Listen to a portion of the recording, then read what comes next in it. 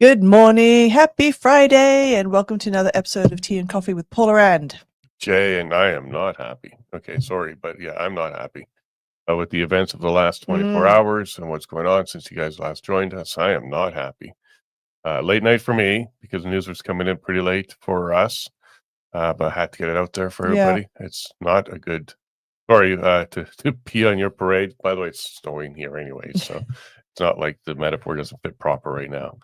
Not a good day here in Canada. I'm very sad. I think a little depressed. And I definitely want to keep fighting. These are the days where we got to shake it off and keep going. But you heard it here yesterday live with David Creighton. The Supreme Court denied hearing. That's not even a decision on a hearing. They denied and dismissed the application to have a hearing for the ostriches. And as we're going to get into the news here shortly, they wasted no time. But that's exactly what we expected. We didn't expect them to delay any further for the calling.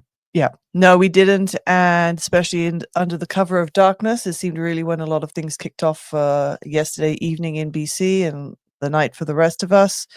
Yeah, no, it was. It was sad, and thank you to Chris Stacey, who was out there streaming and keeping us, I guess, yes, that's what we wanted, abreast of what was going on as it was happening. And yeah, sound effects in the cover of darkness was awful. Yes, absolutely. Heart's broken. Canada's heart's broken. And absolutely, we feel a lot of people who are just beside themselves right now. For sure. This is not the country that I was proud of years ago. Never thought it would go down this kind of road. And yeah, it sounds like shots. Okay. There's lots of audio of shots. We will share some with you. And if the counts are correct, or they're over 800, which means 2 per bird, if all 400 were still there, like there's an argument on that too. But in either case, people were expecting something more silent if this was going to continue. But anyways, we're going to get into this in a bit. Not much to report on the homestead side of things. We certainly have some colder weather. Generator seems to be fine. Got to finish that oil change and prepare some more of that skirting. So not much really going on around here. Yeah. I was all over X most of the day yesterday addressing this information and news as it was coming in. Yeah, and getting the right information out. I saw one back and forth that was going on.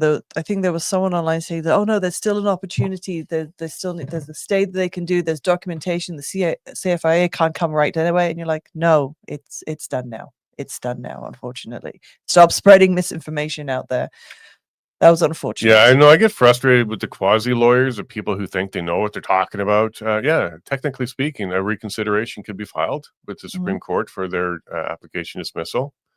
But the stay was dismissed, and there was no new stay, which means CFIA can continue. This is exactly what the thing said yesterday. The stay of execution has been dismissed. And yeah, go ahead, file the paperwork. You can't bring the birds back, okay? Some people think they know how the process works and go out there and give false hope to people. And also, unfortunately, there's video of when the news was being broken to the family. At first, it was misunderstood. I'm not sure who their little person there was to say, oh, the birds get to live. And then they started to celebrate that little short-lived victory because no, at no point was that the order. It was very clear when we popped it up. We got it live on our show and dismissed. Pretty clear. It's either granted or dismissed. Those are the only 2 words you're looking for at that stage.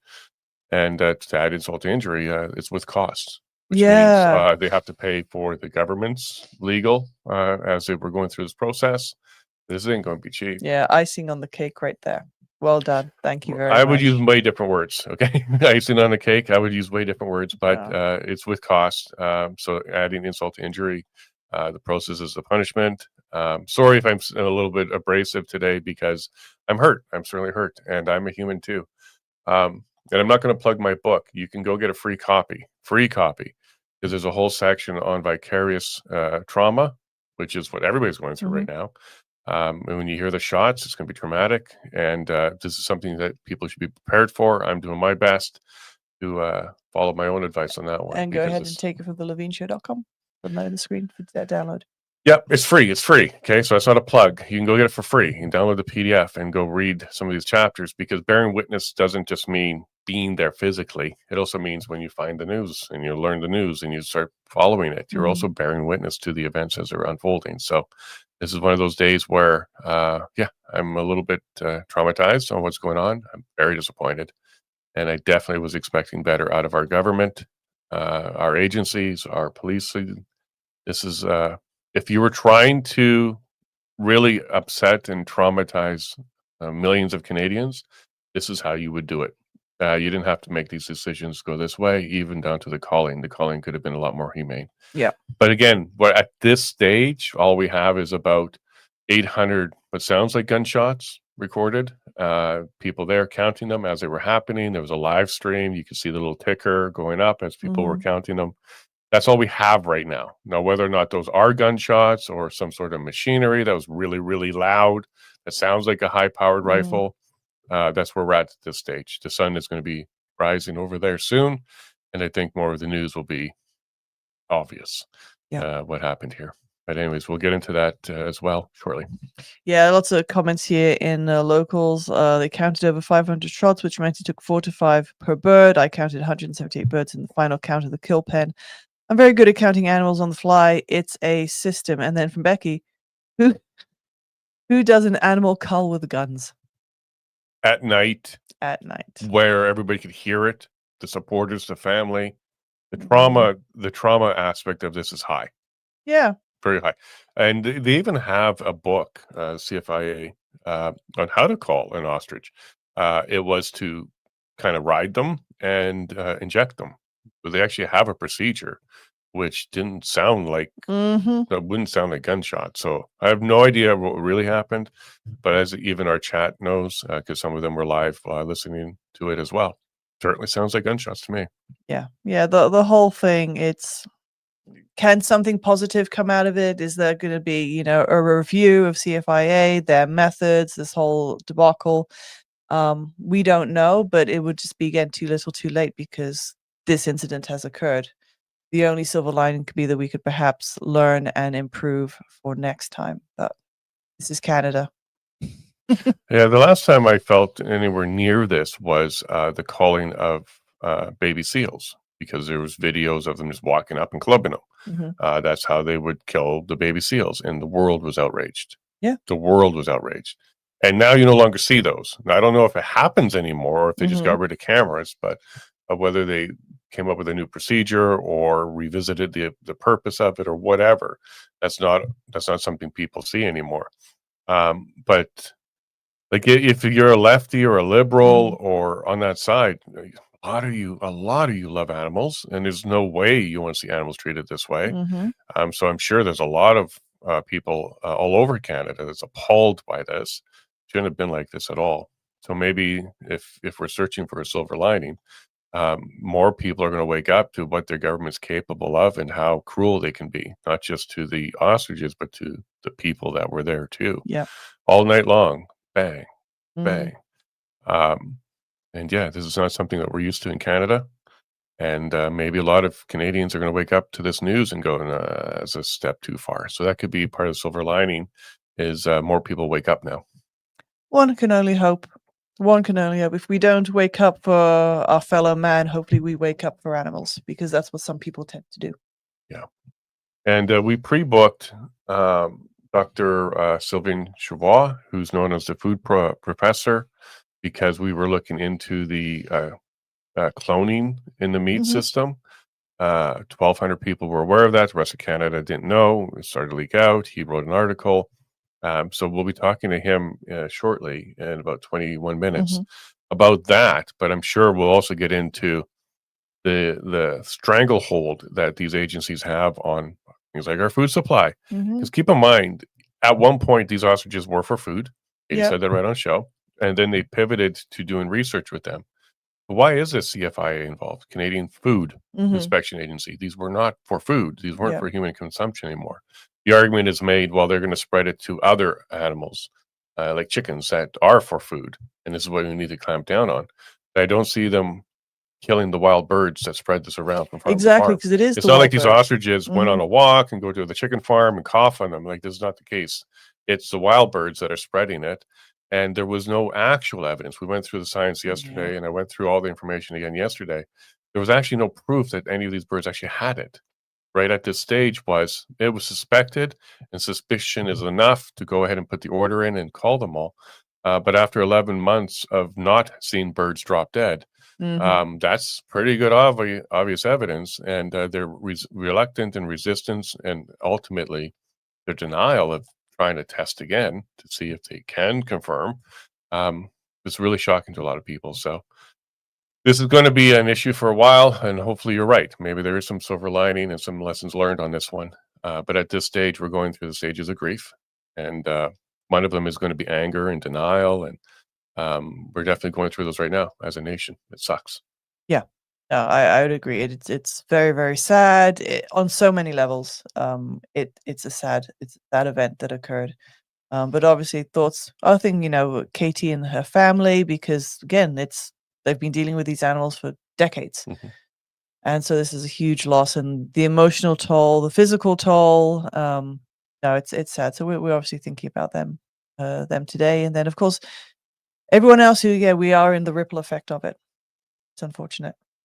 Yeah. So we will come together as a nation to heal from this. As part of dealing with trauma is you lean on your support. And so hopefully this show is not just a source of this information, but also a little bit of support for you as well. And I definitely want to make sure that our audience understands that we do this because we think we have to. We don't do this because we make money. We certainly don't. Barely enough to keep the generator running, but that's not a complaint. We made this choice years ago that we need to do something.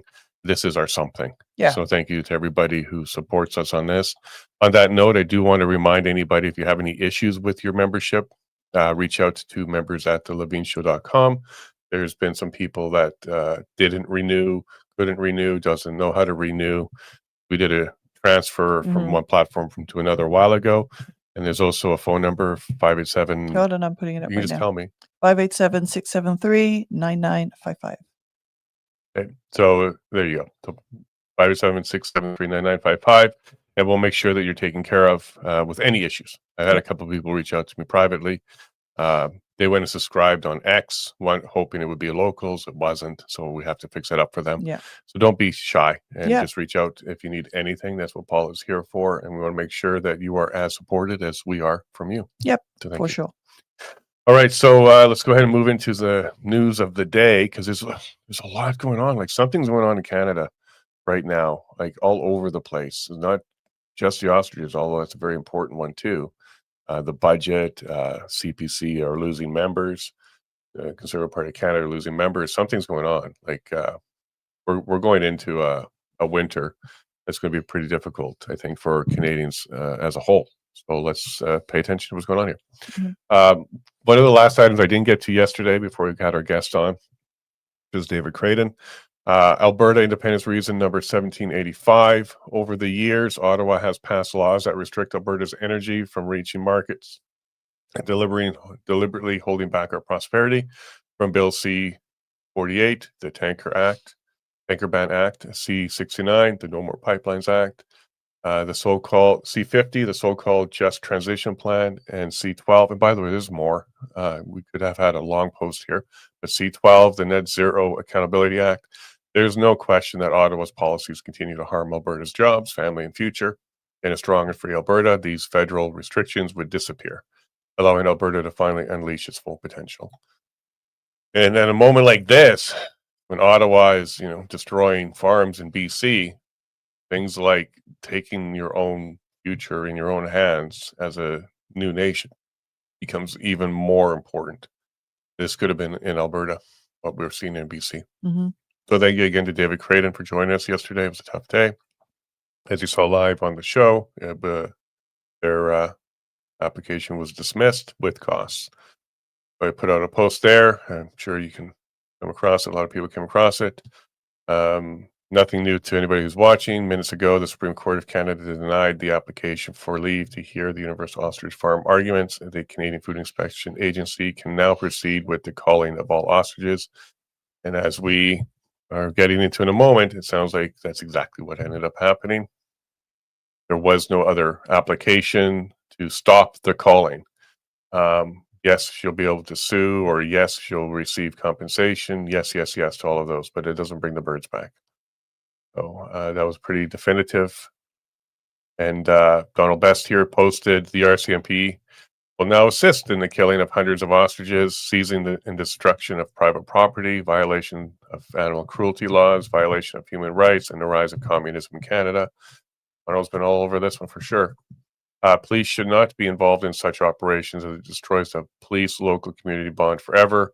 When government agencies need thugs to carry out political policies, local police should be exempt. After all, both in Ottawa and Tiananmen Square, the authorities brought in outsiders to do the dirty work. Provinces need their own uniformed police, so local law enforcement is not controlled by the Central Committee in Ottawa. Yeah. Alberta is working on that. Maybe not as fast as some people want, but recently, Premier Smith and her cabinet has passed some more legislation leading towards the removal of the RCMP. So Alberta is heading that direction, whether we stay here or not. I think it's a pretty universal thing. It's time to go. It's time for them to go, the RCMP. Wiretap here, this kind of seems a little lost in the shuffle, so I do want to remind you, they're moving ahead with restrictions on X and other places. The CRTC has provided a list, according to Wiretap here, of subjects that are not allowed to be given full reach. So that includes immigration and borders and social culture issues. So, for example, on the immigration side of things, some of the keywords are mass immigration, borders, chain migration. I have never heard that one before. Multiculturalism, foreign influence, invasion. So if you're posting on social media with those words, you're being triggered. You're being targeted. Social culture wars, transgenderism, gender, LGBTQ, woke, DEI, MAID, abortion, Indigenous, genocide. There, we just said them all. Again, you'll be targeted and deboosted, and you'll have a shadow ban going on, that kind of stuff. But here's what I thought was very interesting in this description. They used another new term, hate adjacent. So not quite hate, but close enough. Close enough. To My be goodness. penalized. Hate adjacent. So it doesn't have to be hate anymore. First, it had to be like illegal. Then it had to be like harassment. Now it's hate. And then there's a new one now, hate adjacent. You can see how the slippery slope and the bar is lowering. It's going to be all the way down to, yes, they can take action if you say something someone doesn't like. And that's what Bill 63 was all written around. So just keep an eye on this. Let's not forget this in the shuffle, because sometimes they do all these grand things to distract you while other things are slipping in. So thank you to Wiretap for keeping us abreast on what they're doing with that. So there was this back and forth with this guy. He calls himself, let's just put on there. Here we go. He calls himself, I had enough with him. Jason the Germ Guy Toro, something like that. Anyways, at first it was adversarial, but not abrasive, the conversation with him. And he was laying out some stuff. And if you actually go through the thread, he surrenders. He gives up because they didn't have to be called. But he did admit, because at first he's like, internationally, we have to do this. I'm like, no, we don't. We don't have to do this. This is discretion. The whole court case was about discretion. And then he actually admits, okay, yes, there were exemption possibilities. And I said, right, there were exemption possibilities. You didn't have to call them. At the end of the day, CFIA had discretion, used it, and the courts upheld it. And if you look at all the decisions, including the Supreme Court, none of it touched the reason for the order. It was just whether or not the order was valid to have been issued and must be listened to, must be upheld. That's all this was about. None of the science got in there. The courts didn't even consider it, because that's not what the question was before them. The question was, does the CFIA have the authority to issue this order? The answer is yes, under the law. And should the farm listen to it and allow the call to happen? Yes. That was the only questions before the court. So I'm highlighting this to this gentleman. CFIA was not required to provide exemptions. That's under the law. They don't have to provide exemptions. This is discretion. Nor are they required to consider arguments, expert reports, or even additional testing and evidence after using their discretion, which basically means once they make a decision, And there's nothing in the law that says they even have to take a single appeal from you, an argument from you. They can Mhm. just make their decision. That's the problem here. Regardless how anyone feels about the response to, and this should have been H5N1, the question I have here is, do we really want government agencies to have the power to destroy private property without a just and fair appeal process? That's the question here, folks. The law does not currently provide the appeal, and the court did not, bracket, could not, change that at this stage. I hope this leads to reforms. After 11 months of no new deaths or evidence of H5N1, maybe, just maybe, these birds being culled was not absolutely necessary for human health. We will never know now as the birds are being destroyed. Yeah. So that's the real position here. It's not as sad as it is that Katie and the family are losing their birds and the farm and income and all that kind of stuff. That's not the issue. The issue is, do we really want the government to be able to just say, I told you, and you have to, Yeah, and because I there's no said way so. to appeal it? No, I would say absolutely Mhm. not. That's a dictatorship. That's socialism. That's all the bad words. Marxism. Mhm. That's all the bad words. That's not a democracy. That's not a rule of law. That's not a just system at all. And Mhm. that's what's been highlighted here. I do pull up the science again, so I quickly briefed you on this. Because I fed everything, the CFIA side of things, the full court matter, everything that I can get my little hands on. I fed it into ChatGPT and just asked one simple question: was the testing inconclusive? Because I've interviewed a bunch of people, and Mhm. ChatGPT crunched it. And as you should know by now, ChatGPT is passing medical exams, law exams. It's passing all of the criteria that we have for experts and certification. It's flying colors through all of this stuff right now. So it definitely has an ability to crunch this for us. It came back as yes, inconclusive. That assessment aligns with what I was told independently by Dr. Stephen Pellick and Nicholas Holscher. Why inconclusive? Okay, the rapid PCR detected H5, but not N1, and was not confirmed at the time of the decision was made. So when the decision was made, they still hadn't proven, CFIA at that stage, that there was H5N1 here. What they did, though, is they used PCR testing. Expert evidence indicates high amplification thresholds around 40 cycles, which means amplified 40 times, were relied upon. Levels widely criticized for detecting fragments rather than replication competent viruses, which means it doesn't prove that there's an actual virus that could make a single thing sick. It actually only shows at best that there was a piece of this DNA there, and not in amounts easily detectable. They had to amplify it 40 times to get there. Another point here, in a flock of about 400 birds, no sustained illness followed, and overall mortality was far below typical HPAI expectations, which is avian flu. So empirical evidence, direct evidence, nothing really supported these birds are sick and transmitting. The last couple paragraphs here, put plainly, the record does not conclusively establish that there was an H5N1 outbreak on the premise, or that the two tested birds died of H5N1. Yet, this is the scientific basis that was used to justify the destruction order. Finally, to be precise about the legal procedure, the courts did not weigh the science. They reviewed the law and its application, i.e., CFIA's statutory authority, not the underlying scientific merits. So that should frustrate you, because that literally means they can go ahead and decide without Mhm. even evidence on their side that this is something they need to do, and then do it. And what are we talking about again? Destruction of private property. So, folks, I do hope there is reform here.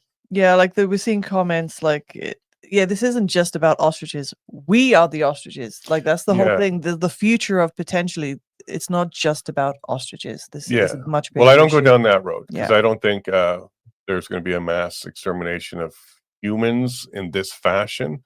But the slippery slope that we're on is if we do allow things like property rights to be gone, Mhm. destroying the property after seizing, and without any evidence, then absolutely this could be where Yeah. it ends up. Um, Anyways, and do we have any hope in Canada? No, because this guy Sean Fraser, who's a minister of justice, he came out and he said, "Yeah, it's to keep us safe." and he's following the science when it comes to destroying the ostriches. This guy is a stain on Canada. Our politics, everything about this man is wrong. And I want to remind everybody that Sean Fraser also agreed that possession of child porn should have no mandatory minimum prison sentence. This man is sick. Yeah, Canadians agreed with that one for sure. Because wow, like really, like these are things that I don't understand how a single human can come up with this. I have no idea. The child abuse thing, like we have children. I can't even fathom. No. Can't even fathom it. No. Like we said yesterday, only one type of person supports that. Yeah. And then, of course, so you're sitting here going, okay, well, will the Minister of Justice help us? Nope. Will the Conservative Party of Canada help us? They're falling apart, guys. Like, I don't know what else to say. So Conservative Matt Genero, MP from Edmonton Riverbend, has resigned. It was rumored that he was going to cross the floor. Of course, we don't have proof of that. That's why it's written here as a rumor that he was going to cross the floor. There was a rumor that 3 of them were crossing the floor to get that majority to the Liberals. One did, and now Matt has resigned after rumors were going around that he was going to be the next one. But what we do know is he's leaving the party. Spring, he's stepping down. So I put here, sincerely, what the heck is going on with the CPC?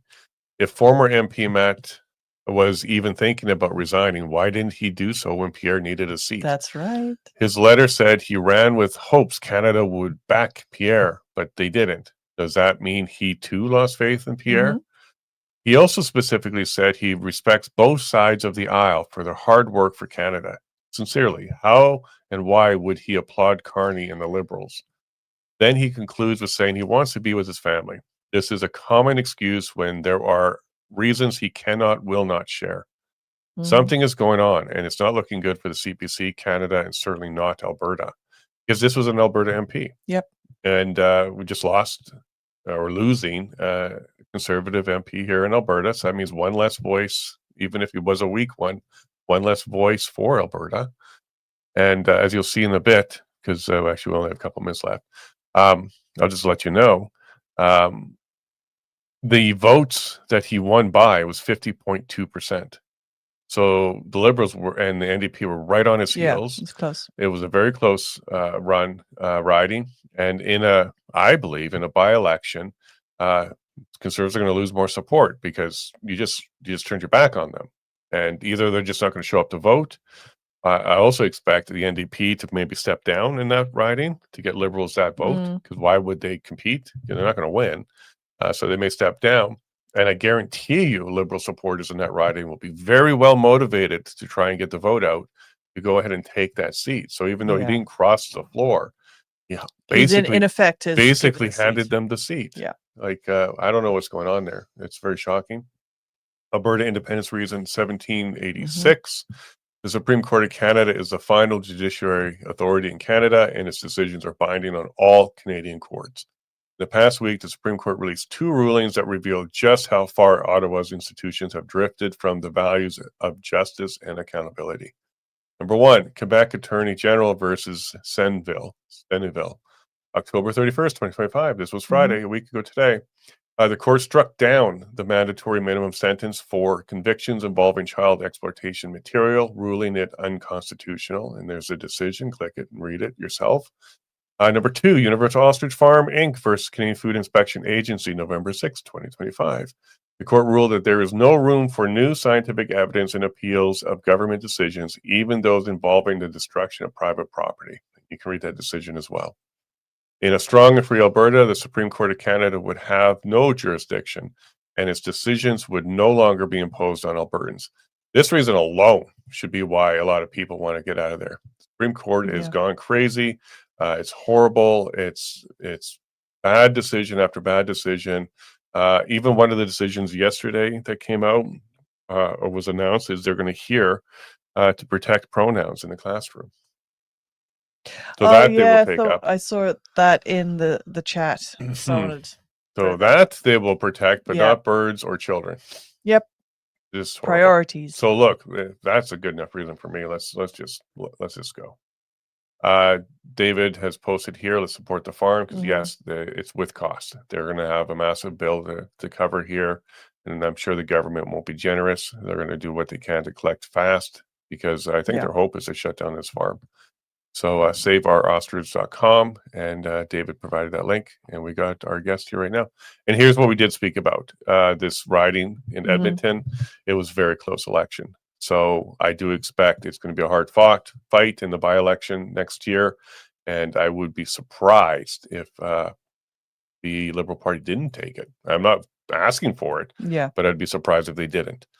All right. So on that note, let's go ahead and bring in our guest here, Dr. Sylvain Charlebois, also known as the food.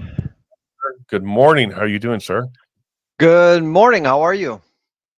Oh, it's one of those Yeah. days, man, because the decision of the Supreme Court yesterday about the ostriches, I think a lot of people are still digesting that one. And I'm not sure if you knew, but overnight, well over several hundred shots were Yeah. heard at the farm, as it sounds like the call has happened or it was in the process of happening last night. So these birds have been presumably at this stage destroyed. So that's what we're waking up to here.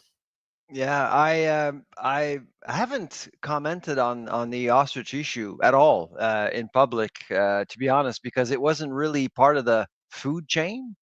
And I look at food for humans essentially. So I really and the case really got incredibly complicated for from a policy perspective. But the one thing I did say, and I did comment this morning on CTV, is that I think this whole mess could have been prevented by the CFIA. The CFIA has a very well known reputation of not managing their risk communication strategy properly, and this could have been avoided working with stakeholders. In this case, with the farm in BC. Uh, this has dragged on for months and months and months, and right now the CFI looks incredibly foolish. No matter what the outcome is or was, I would say that the CFI does not look good coming out of this at all. No, and Yeah. I think a lot of people are going to echo that exact same thing. Like, we don't even have to drop down into the reasons. Even the public perception at this Mm. stage, the trust with the organization has been pretty deteriorated. RCMP got dragged down into this as well. And it's going to take some time to rebuild those institutions to the level where even just a few months ago they were at. Because the CFAA does have a purpose, but on this particular case, it has Yeah. really rubbed a lot of people the wrong way. And maybe it was just Absolutely. a way they maybe I mean, just how they handled the media or handled the information or what. I think there's going to be a lot of more conversation around that. But because you haven't touched on this subject a Mhm. lot, the ostrich, I do want to jump into the clone meat Yeah. because that's what we brought you in here for. Is yeah, CFIA involved with this clone meat thing at all? Are they part of that at all?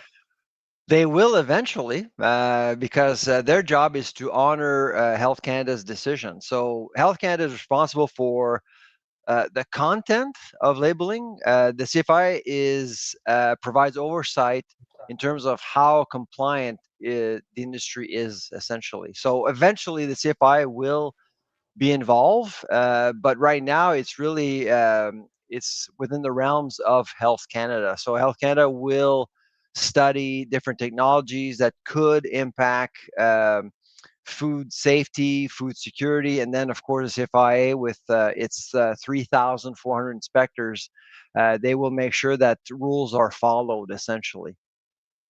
How long has cloned meat been available to the public that you're aware of?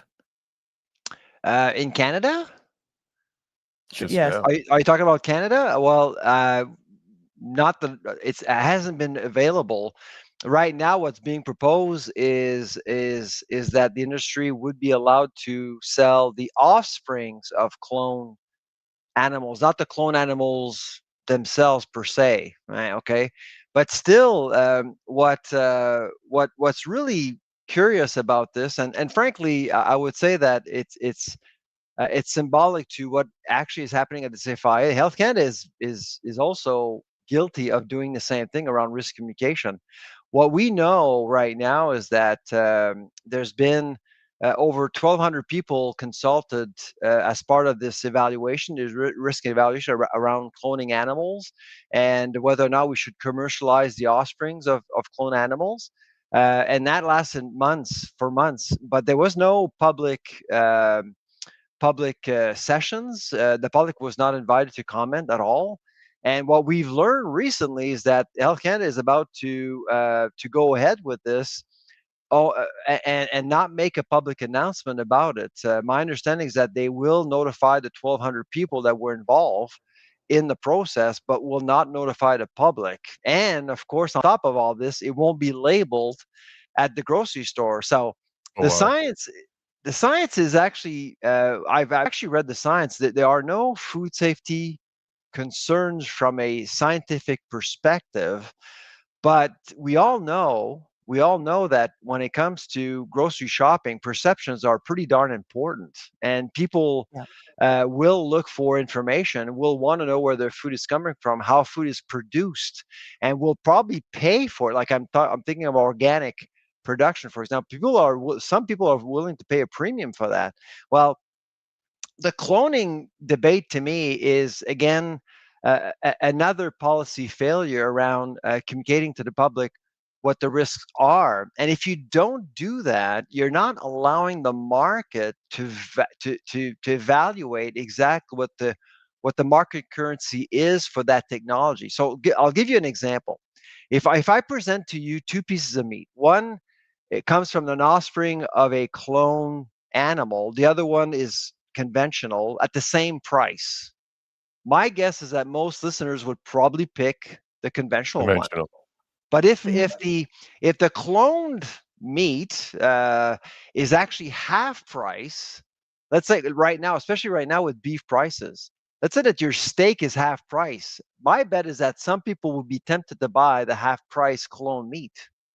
So without labeling, you're not clarifying rules at retail. We've seen that with genetically modified salmon, which was a huge failure. No labeling there. It exited Canada a couple of years ago. So every time there's a new technology that comes into the market to help industry save money, consumers aren't reaping the benefit of those savings.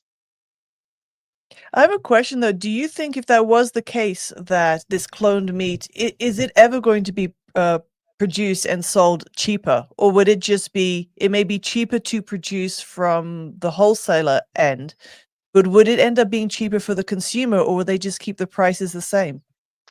Well, that's kind of You my wouldn't point know. I'm making, basically, because I don't think it's going to bring down prices, whereas we actually do have an opportunity to bring down prices with proper labeling. If it's not labeled, forget about it. It's not gonna allow consumers to make a proper choice or Mhm. even to befriend the technology. And we saw the disaster coming out of genetic engineering back in the 90s. We're still talking about Frankenfoods because it's not labeled.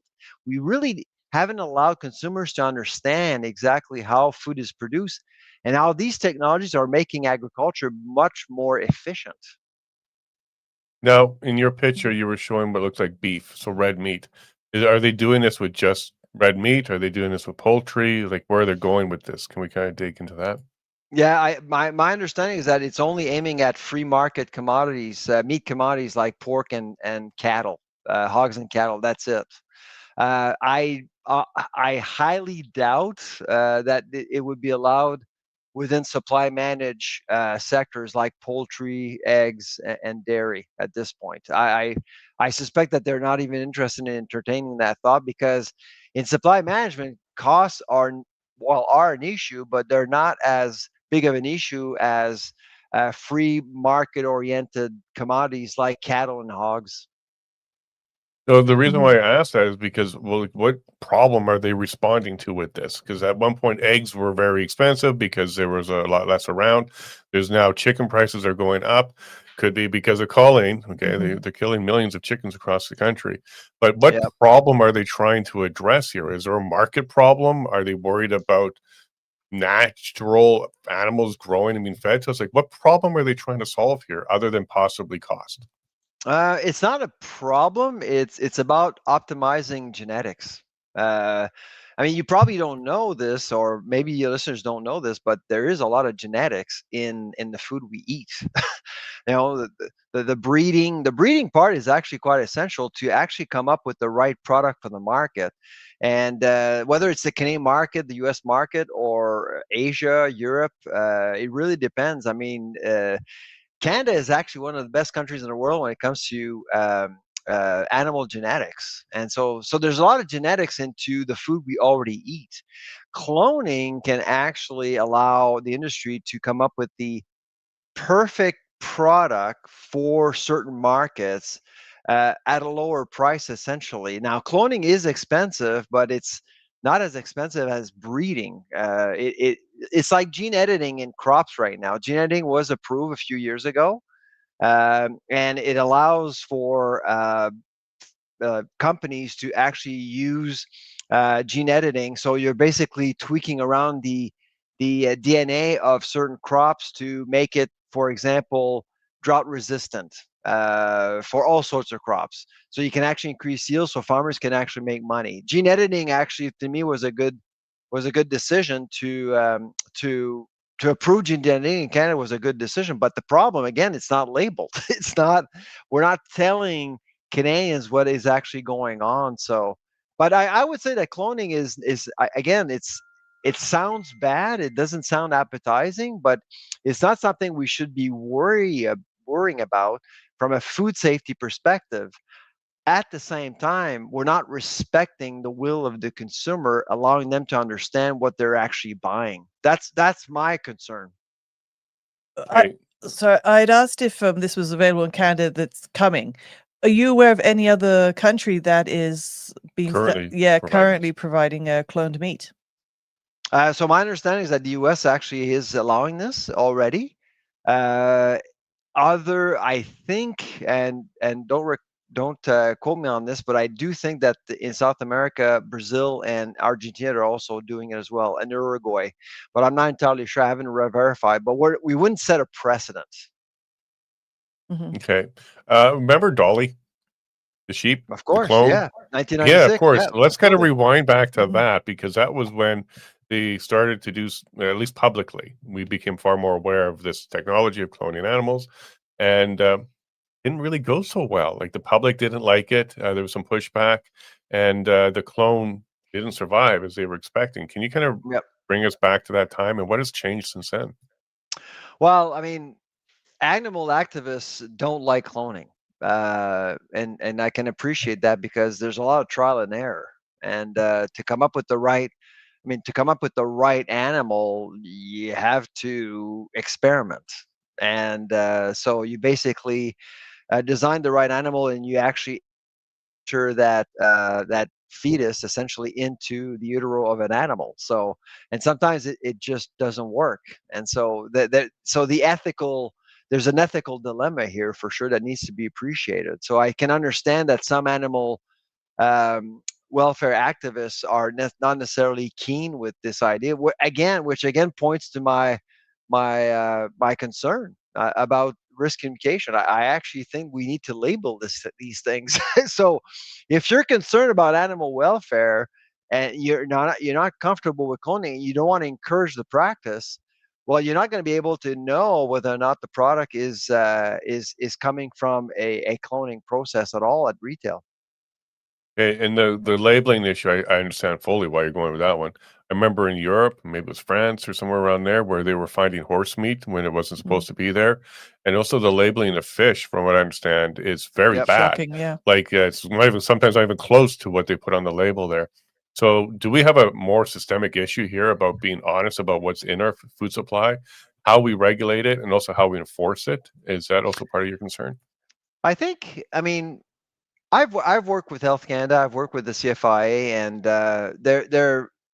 they're clearly allergic to innovation. I mean, they I don't think they understand exactly the implications of what innovation is for the public. Now, for the industry, they do, they do the work, they do their due diligence, and they understand the science. I mean, the decision is very science based. So if you're out there wondering, well, this is not, it is, their science is actually pretty solid. It's the silence that's the problem, really.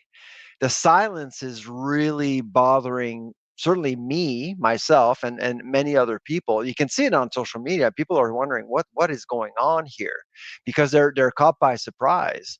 And so I wouldn't call it food fraud, because I mean the Tesco horse meat scandal back in 2013, and that was food fraud, because they basically replaced Mhm. an ingredient with another one without disclosing. That's food fraud. In this case, it's just non-disclosure. I mean, because it is going to be beef. Like if you actually eat the offspring of a clone animal, it's actually going to be the same thing as if you were to buy another steak. However, again, it doesn't really give the information to consumers exactly how that piece of meat was produced. And that's something, could you take the time to explain what is the difference between a clone meat farm and a typical breeding farm for beef? Like, what is the difference between the two? Because is it a goal to keep down the numbers of the cattle because the methane or whatever? Or like, what is the difference between the two, just so that we can be aware? Yeah. Well, so the traditional way of actually getting the best herd possible as a farmer is to buy semen on the market. It's to create that perfect animal for the market. And so you basically shop around, and there are companies like CMEX in Guelph, Ontario. That's what they do. There are several companies out there that do that, and farmers have access and so you have basically a bull coming on on your farm to impregnate female cattle. Essentially, that's how it works. Now with cloning, basically you kind of go back in the food chain to create an even more perfect bull or perfect female and whatnot. So it's kind of, you're working. Think of it as a food chain, as a manufacturing chain, essentially. So you go back to make the perfect animal to offer you the best product on the market, essentially. So it's like cars, it's like anything else, but in this case, it's food. As you mentioned, humans have been doing this for a long time, and before it was genetically modified, it was like selective breeding, and it was, hybrid breeding, that putting things together, even plants. I know watermelons today look nothing like they originally did. Mhm. So been doing this with our food supply for a long, long time. Yep. But I think the cloning issue and the GMO issue is the one that kind of sticks with a lot of people in the public sphere, because they want to know if genetically things are being adjusted, the DNA level or genetically level. Yep. So we went through GMO with, you know, not animals, but with everything else, almost plants. Mhm. And there was some pushback there, but it was labeled, wasn't it? Like there was some labeling going on there.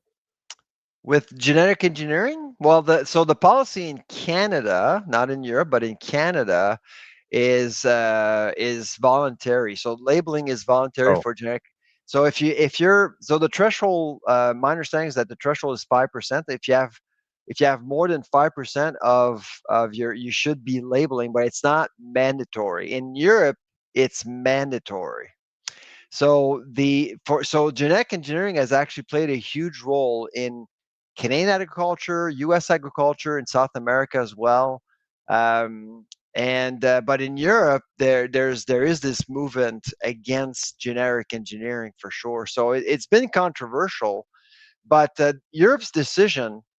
So the difference between Canada and Europe, for example, in terms of genetic engineering, is that Canada will actually evaluate the outcome. So you do what you want to do with genetics, but at the end, if you have corn, say you have GM corn, and if that GM corn is similar to regular corn, they won't be concerned about food safety. Whereas in Europe, they look at the process, and when they look at the process, they see differences. So it would be considered as a novel product, and therefore their conclusion was that it has to be labeled.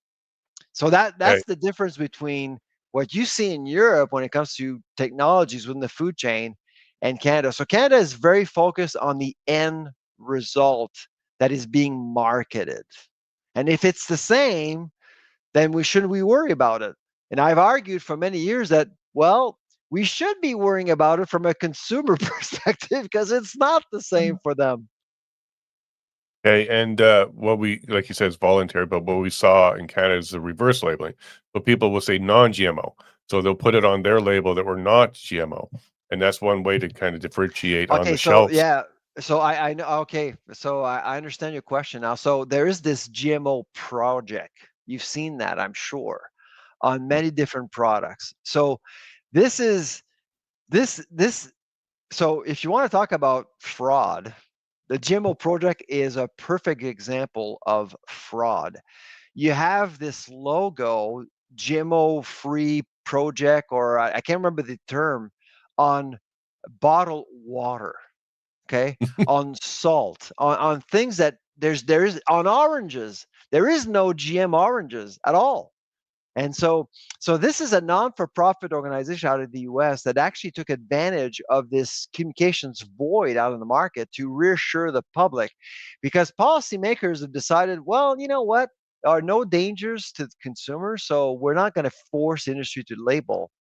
Well, because of that void, we have these non-for-profit organizations taking advantage of that information void, and they're basically selling this idea to companies that they should actually slap a GMO-free sort of logo to reassure the public, because they don't want they want to tell people, well, that there is no genetically modified products or ingredients in their product. Now, in many cases, it's actually true. I mean, they are like bread, for example. Yeah, absolutely. There are some bread with genetically modified ingredients, but there are a lot of cases where it's really abuse. It's really abuse of the consumer's trust, essentially. So to me, it's not necessarily the non for profit organization's fault. They just took advantage of this void created by the failure of policymakers in both Canada and the U.S. So if anything, that's another reason why they should be properly labeling Yeah. this, because you could have an organization that says, okay, well, Chernobyl-free soil was used in the growing of this, and Fukushima soil not used. Yeah. You know, you can label lots of things that scare people into buying your product, but this could be another reason why Canadian Health should actually put these labels on there to identify So it. Would you agree with that? Oh, absolutely. So back in 2014, I spent a week in St. Louis at a company called Monsanto. Hmm. So I don't know if you know Monsanto, but I Monsanto was going to was question. My next question is on that, so keep Yeah. going. so Monsanto. The case study is actually published. It's on Google Scholar. You can actually look it up. It's called in the belly of the beast: Why Monsanto became the most hated company in the world. And so myself and my friend, who's a plant scientist, Dr. Renee Van Hacker, who's Guelph, we actually spent a week and to understand exactly why do people hate Monsanto so much. And as I was driving on campus the first day, because it is, I mean, if you've been to St. Louis at Monsanto, it looks like a university campus. There's probably about 15 to 20,000 employees there. Half of them have PhDs. I mean, this is a company with a lot of intellectual capacity. Okay. And so we interviewed a lot of different folks, including the CEO. His name was, at the time, was Hugh Grant. It's, of course, Monsanto's been sold to BASF since then.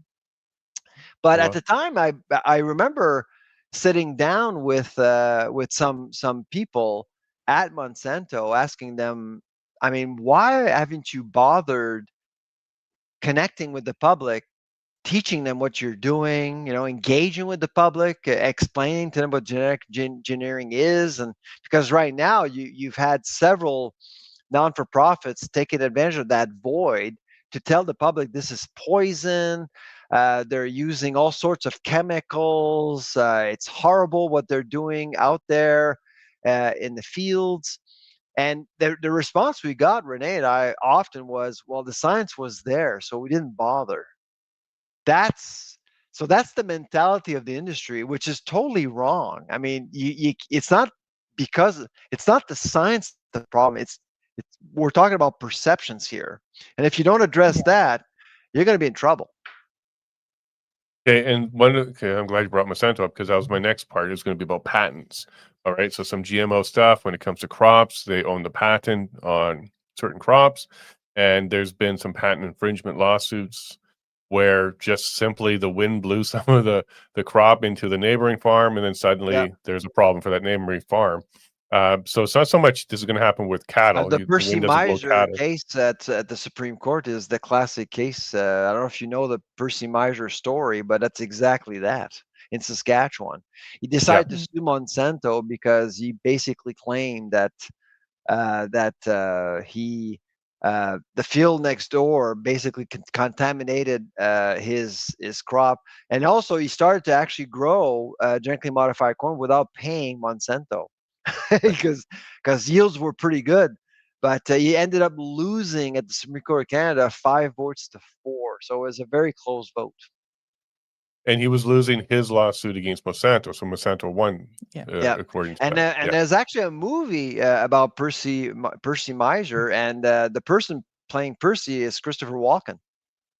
right. Mm. So my question is around the patent and the ownership of this. So this is still going to be the case here. So whoever genetically modifies the perfect cow that has high protein, low fat, low methane, the perfect cow or whatever, highly produced, it happens quick, it's ready for slaughter quickly, all of this stuff.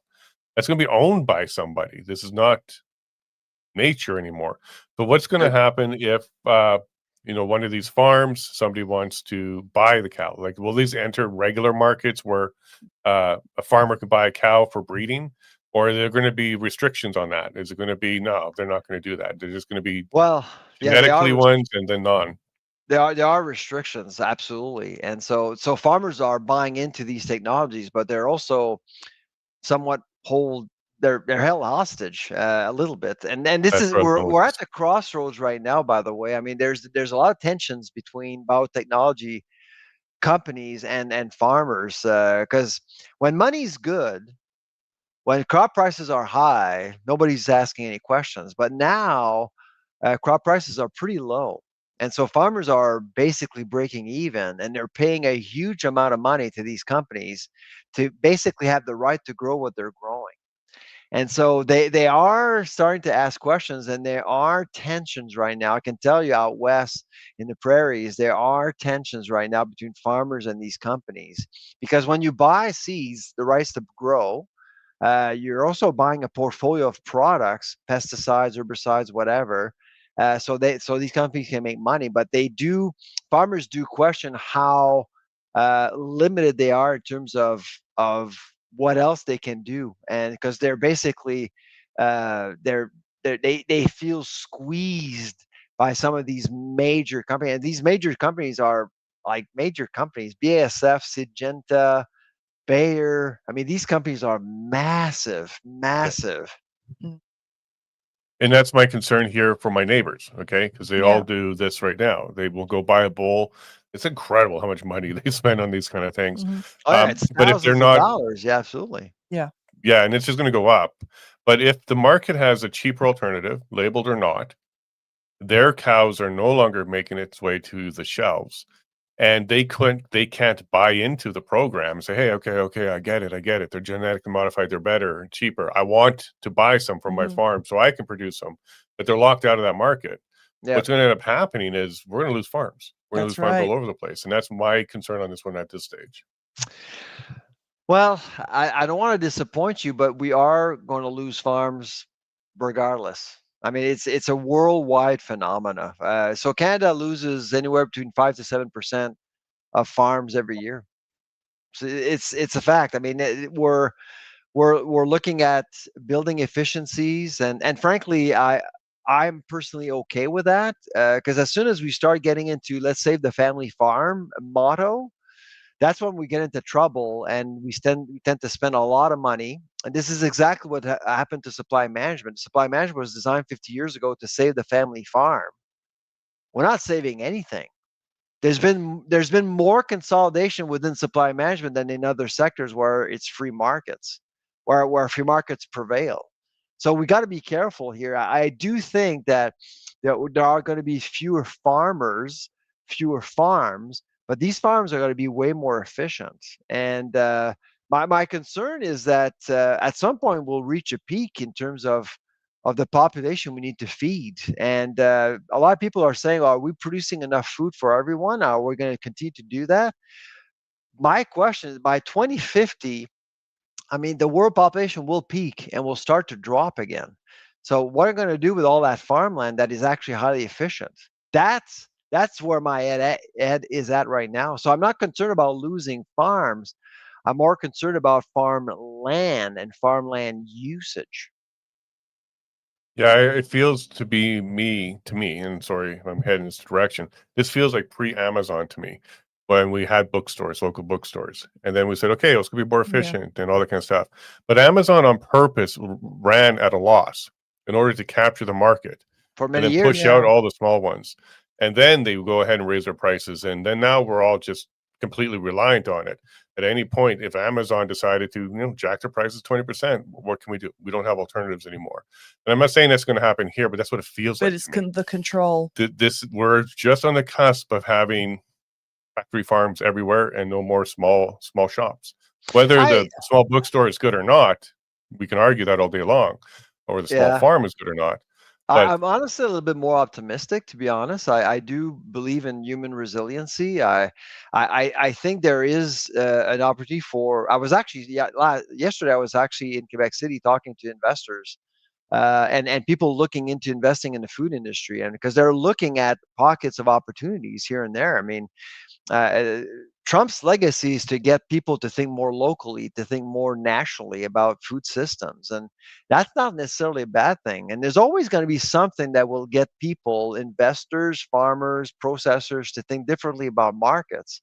So I'm of the mind that there are opportunities. There are always going to be opportunities down the road for smaller players, because there will be a market for people looking for specific products that can't be offered by the large scale organizations, whether it's we're talking about farm. Look at the CPG companies.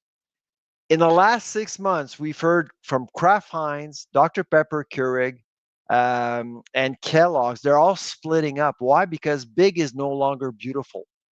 And the reason why they're splitting up is that they now know they can't, because of the bureaucracy, because of how big they are, they can't really capture or capitalize on these niche markets as much as smaller players. So I see evidence right now that we're going to see some fragmentation, which is the reverse of the consolidation that we've seen in the last 20, 30 years. well, I know what my conversation over coffee is going to be next time I see my farmers, because my neighbors are all farmers, a lot of Yeah. cattle farmers. I live in the heartland of Alberta when it comes to this, so I'm certain this is going to be the coffee conversation now.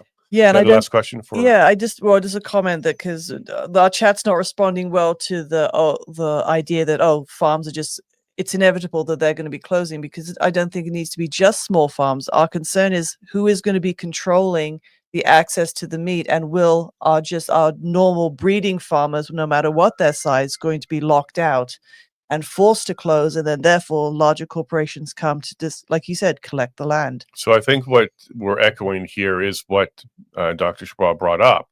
You should be informing the people. They shouldn't be left in the dark, because this is exactly what's Yes. going to happen.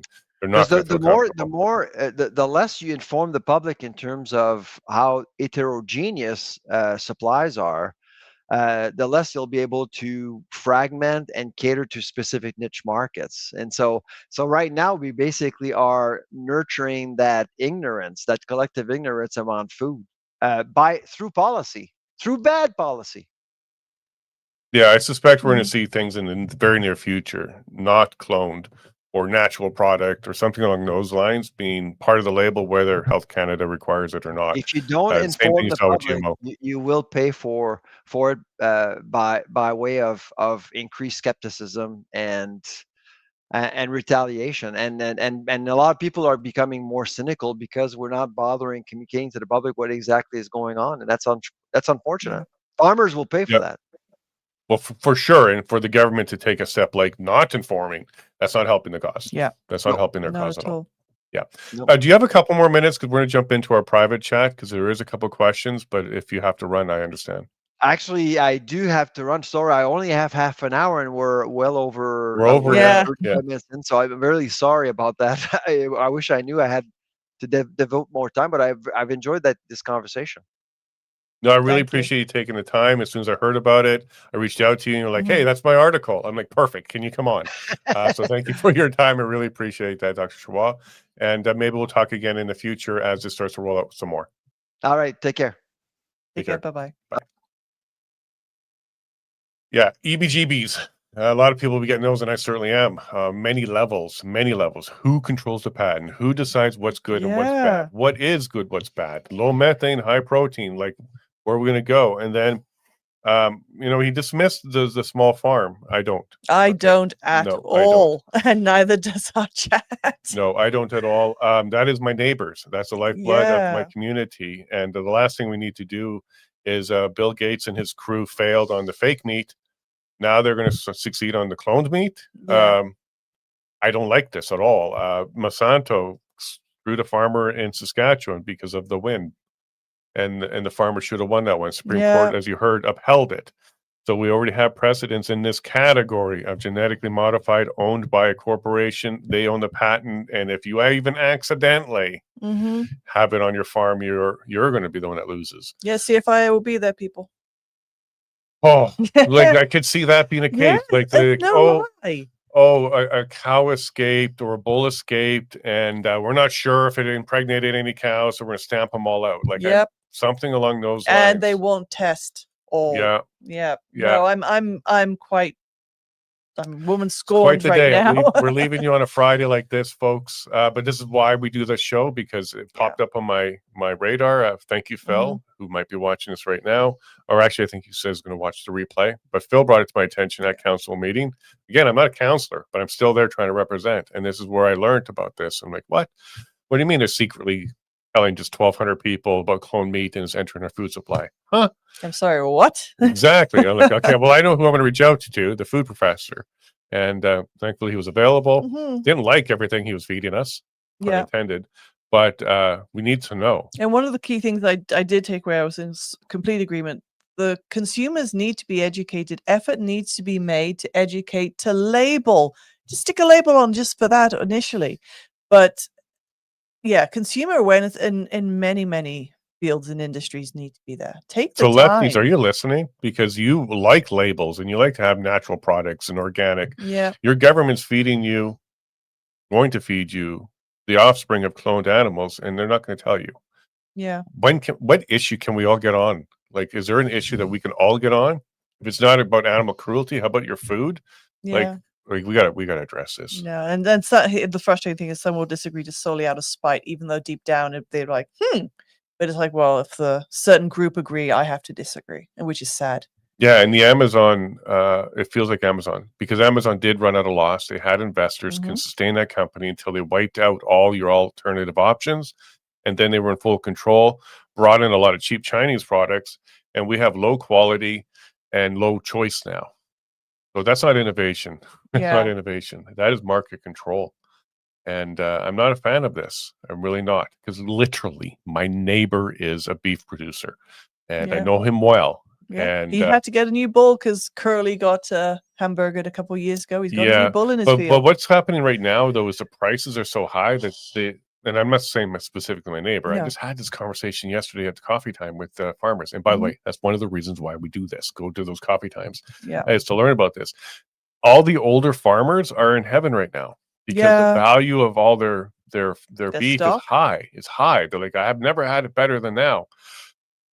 Well, yeah. That's the covering of the eyes. That is probably on purpose to make them feel that way for a little bit, and then whoop, pull that rug out underneath them when it's too late. Because we're looking to go in with a group of people to get a calf, get a heifer, get a pregnant one, like so that we can get our own beef, and it isn't an upfront investment.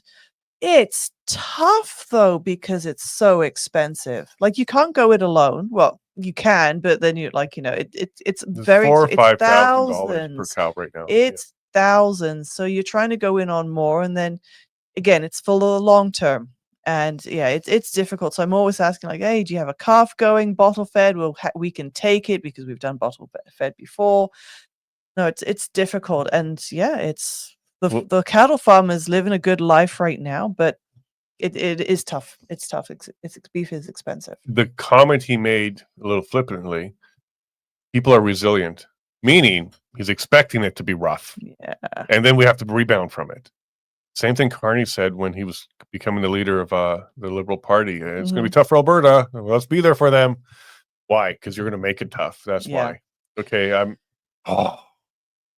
Folks, I'm glad that you're here. So several hundred of you are here to watch this. You can support us by subscribing. We are building our reach slowly but surely. And this is the kind of stuff that we bring to you. It's tough. It's tough out there, but I do want you to have the truth and unfettered, unedited, and could become a member as well if you want to support the show. You can do that at thelevineshow.com. Sorry for the plugs, but we do have to keep these lights on. Yeah. But otherwise, everyone, bye for me. I hope you have a good weekend. Try and be stress-free, and I'll see you Monday. Hug a neighbor, or short, especially if it's a farmer. They don't know what's coming. They possibly don't know what's coming. They're too busy. But I'm going to go spread it out there. Take care of yourself and each other. Love you all very much. God bless.